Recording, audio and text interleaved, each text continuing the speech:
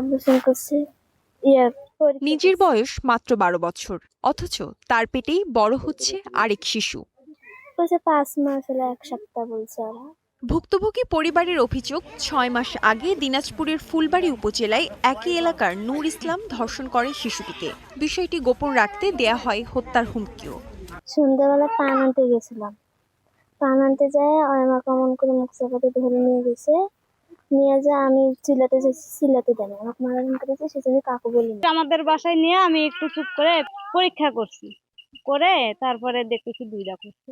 তখন আমার শাশুড়ি ওদের আমি বলছি, মানে শুনে চেক আপ প্রথমে করছে, করার পর রিপোর্ট জানছে, কিন্তু এরা কোনো চিকিৎসা যে নিবে, সে চিকিৎসা তো নেয়নি। মানে মেয়েটা যে কোনো সময় যদি ঘটনা হয় তো কেউ দায় নিতে পারবে না।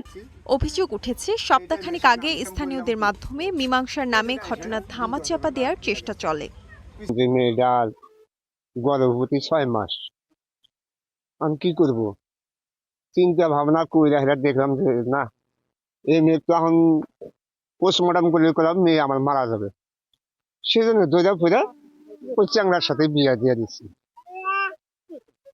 আমার আর কিছু করবার নাই, আমি দৌড়াদৌড়ি করা পারি না, আমি পঙ্গু মানুষ, কোন দিকে থেকে কোন দিকে যাব।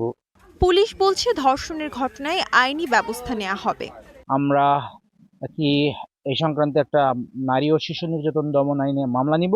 মামলার ভিত্তিতে আমরা আসামিকে গ্রেফতার করে পরবর্তী আইনগত ব্যবস্থা নিব বলে আশা করছি।